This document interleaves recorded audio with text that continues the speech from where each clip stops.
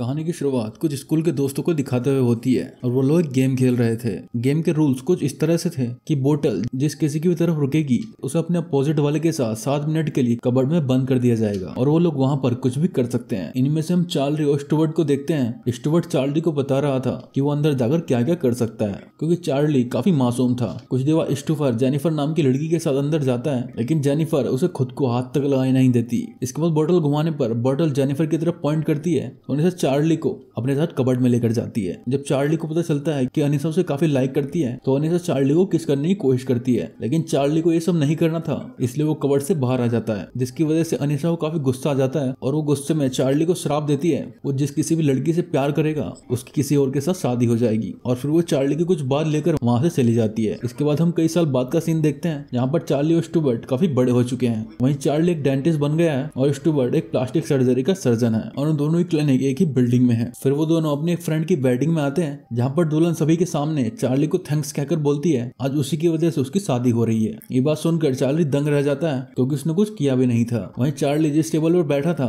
वहाँ दो लड़कियां चार्ली का नाम सुनते ही आपस में कुछ बातें करने लगती हैं। इसके थोड़ी देर बाद चार्ली की मुलाकात कैम नाम की लड़की से होती है। वो दोनों काफी बातें करते हैं। इस दौरान चार्ली कैम को अपना डेंटिस्ट का कार्ड भी देता है। फिर अगले दिन चार्ली क्लिनिक पर आता है तो वो देखता है कि वहाँ पर कई सारी खूबसूरत लड़कियां बैठी हुई हैं, जिन्हें देखकर वो हैरान हो जाता है क्योंकि पहले क्लिनिक पर बुढ़े लोग ही अपने दांतों का इलाज कराने आते थे। फिर जब चार्ली स्टुअर्ट से बातें कर रहा था तभी उनकी मुलाकात कैरल से होती है जिसकी शादी हो चुकी थी। वो भी चार्ली को कहती है वो उसका लकी चार्म है, उससे मिलने के बाद ही उसकी शादी तय हो गई। ये सब चार्ली को अजीब तो लगता है लेकिन वो इसे भी इग्नोर करके अपने घर चला आता है। घर पर वो देखता है उसके लिए कई सारी लड़कियों ने वॉइस मेल भेजा है और वो लड़कियां किसी न किसी बहाने से चार्ली से मिलना चाहती थी। पर हैरान करने वाली बात तो ये थी कि उनमें से कई सारी लड़कियों को तो चार्ली जानता भी नहीं था और ये बात भी उसे काफी अजीब लगती है। अगले सीन में हम कैम और उसके भाई जॉन को देखते हैं। दोनों एक्वेरियम में काम करते हैं जहाँ पे पेंगुइन को खाना देते वक्त कैम पानी में गिर जाती है, जिसकी वजह से उसका एक दांत टूट जाता है। दूसरी तरफ हम चार्ली को देखते हैं जो किसी लड़की के साथ बाहर जा रहा था, मगर वो लड़की कार में चार्ली के करीब आने की कोशिश करती है। इसके बारे में पूछने पर वो लड़की बताती है कि मुझे पता चला है कि जिस भी लड़की के साथ तुम सोते हो उस लड़की की जल्दी शादी हो जाती है। अब ये जानकर हम समझ पाते हैं कि वेडिंग में दुल्हन ने और कैरल ने चार्ली को लकी चार्म क्यों कहा था। साथ ही वो सारी लड़कियां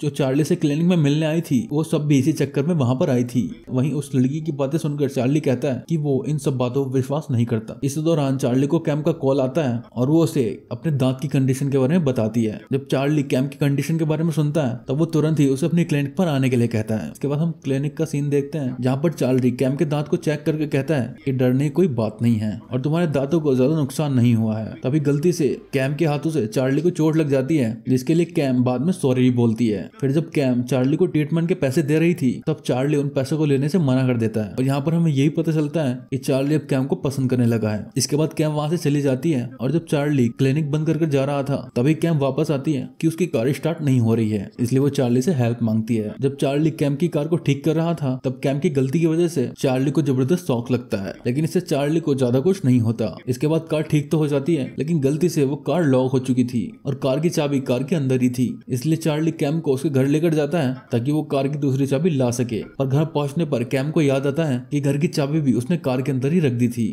कोई चारा ना होने की वजह से वो किसी तरह से खिड़की का कांच तोड़कर अंदर से कार की चाबी ले आती है। इसके बाद वो फिर से क्लिनिक आते हैं और कैम कार लेकर निकल जाती है। फिर कार्ली जैसे ही अपने घर पर आता है वो देखता है कि उसकी रिसेप्शनिस्ट रीवा उसका इंतजार कर रही है। दरअसल रीवा को चार्ली के लकी चार्म होने की बात पता चल गई थी। वो भी चार्ली के साथ सोना चाहती है क्योंकि उससे कोई भी लड़का शादी नहीं कर रहा है और उसे जल्दी शादी करनी है। जब चार्ली रीवा की इस प्रॉब्लम के बारे में सुनता है तब वो भी रीवा की बात मान जाता है। फिर चार्ली ये सब स्टुअर्ट को बताता है, जिसे सुनकर स्टुअर्ट कहता है कि तुम्हें इस गिफ्ट का फायदा उठाना चाहिए, पर चार्ली को अभी भी इस पर विश्वास नहीं हो रहा था, इसलिए वो ऐसा करने से मना कर देता है। इस पर स्टुअर्ट कहता है कि तुम लड़की को उसके लाइफ पार्टनर से मिला सकते हो और ये काफी नेक काम है। स्टुअर्ट का ये आइडिया चार्ली को काफी अच्छा लगता है, जिसके बाद अगले दिन से क्लिनिक में आने वाली कई लड़कियों के साथ सोता है और उनमें से कई लड़कियों को उनका लाइफ पार्टनर भी मिल जाता है। अब सब काफी खुश थे लेकिन चार्ली को कुछ ठीक नहीं लग रहा था। तभी टीवी पर पेंगुइन देखकर उसे कैम का ख्याल आता है। इसके बाद वो सीधा कैम के एक्वेरियम जाता है। वो कैम को उसके साथ डेट पर चलने के लिए पूछता है, जिस पर कैम पहले तो मना करती है लेकिन बाद में मान जाती है। आगे हम उन दोनों को डेट पर देखते हैं जहाँ पर बातें करते करते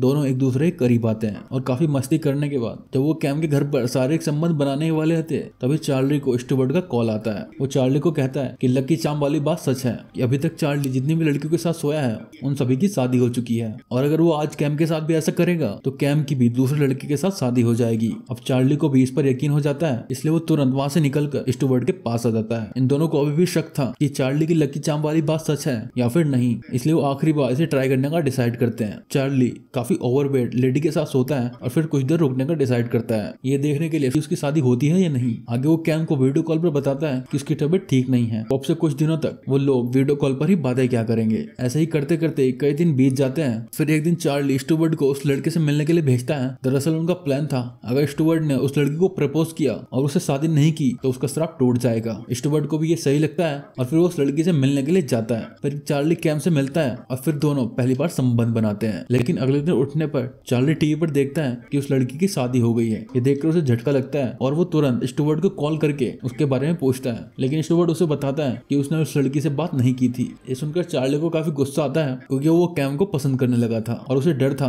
कि कैम की भी किसी और से शादी हो जाएगी। तब उसे कैलेंडर देखकर पता चलता है कि वेडनेसडे को 8 बजे किसी जॉर्ज नाम के लड़के से कैम मिलने वाली है। ये देखकर चार्ली को लगता है कि कैम जॉर्ज से मिलकर उसी लड़के से शादी करेगी। इसके बारे में जानकर वो काफी अजीब हरकतें करने लगता है। दरअसल वो सोच रहा था अगर वो हर वक्त कैम के साथ ही रहेगा तो कैम किसी भी और लड़के से नहीं मिलेगी। लेकिन चार्ली को कैम का ये बर्ताव काफी अजीब लगता है तो वो चार्ली को कुछ दिनों के लिए उससे दूर रहने के लिए कहती है, जिसे सुनकर चार्ली काफी ज्यादा उदास हो जाता है। इसके कुछ दिनों बाद चार्ली कैम से मिलने एक्वेरियम आता है, जहाँ पर वो कैम को किसी दूसरे लड़के के साथ देखता है। चार्ली को यहाँ लगता है कि वो लड़का जॉर्ज है और कैम के साथ फ्लर्ट कर रहा है, इसलिए चार्ली उसके साथ लड़ने लगता है, जिसे देखकर कैम को काफी ज्यादा गुस्सा आता है और वो समझ जाती है कि चार्ली ये सब उसकी लकी चार्म वाली बात को लेकर कर रहा है। इसलिए कैम उससे ब्रेकअप कर लेती है क्योंकि चार्ली को उस पर बिल्कुल भी भरोसा नहीं है। फिर जब चार्ली अपने क्लिनिक के बाहर बैठा था तभी रेवा से बात करते वक्त पास ही में एक आदमी के हाथ से कांच की बोतल नीचे गिरती है, जिसे देखकर चार्ली को याद आता है कि बचपन में एक बार अनीशा ने उसे श्राप दिया था और उसे लगता है कि ये सब उसी श्राप की वजह से हो रहा है। इसलिए वो तुरंत स्टुअर्ट को लेकर अनीशा के घर जाने के लिए निकलता है। अनीशा के घर पहुंचने पर पहले तो वो चार्ली को पहचान नहीं पाती, लेकिन बचपन की बात करने पर उसे सब कुछ याद आ जाता है और फिर चार्ली उसे अपने ऊपर से श्राप हटाने को कहता है, जिस पर अनीशा कहती है कि श्राप जैसी कोई चीज नहीं होती और मैंने तुम्हें गुस्से में ही ये सब कह दिया था। और साथ ही में वो ये भी कहती है अगर कैम तुमसे दूर रहना चाहती है तो तुम्हें उसे जाने देना चाहिए। ये बात चार्ली को भी समझ आती है, इसलिए वो घर आकर हार्वर्ड को कॉल लगाता है, जो कि पेंगुइन का सबसे बड़ा रिसर्चर है।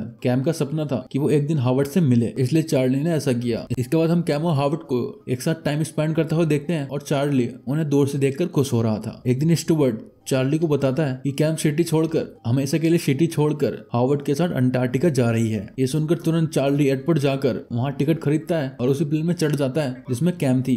वहां पर वो सभी पैसेंजर के सामने कैम को रिंग देकर प्रपोज करता है और कैम भी उसके प्रपोजल को एक्सेप्ट कर लेती है। साथ ही में उसे ये भी पता चलता है कि कैम हमेशा के लिए नहीं बल्कि कुछ दिनों के लिए अंटार्कटिका जा रही है ताकि वो पेंगुइन के बारे में रिसर्च कर सके, और ये भी कि हार्वर्ड की पहले ही शादी हो चुकी है। दूसरी तरफ हम अनीशा को देखते हैं जो कि ब्लैक बॉक्स में से एक डॉल निकालती है जिसमें चार्ली के बचपन की फोटो लगी थी। साथ ही में वहां पर चार्ली के बाल भी थे, जिसे देखकर हम समझ पाते हैं कि शायद सच में चार्ली के साथ जो कुछ भी हो रहा था अनीशा के श्राप की वजह से हो रहा था। इसी के साथ ही मूवी यहीं पर एंड हो जाती है।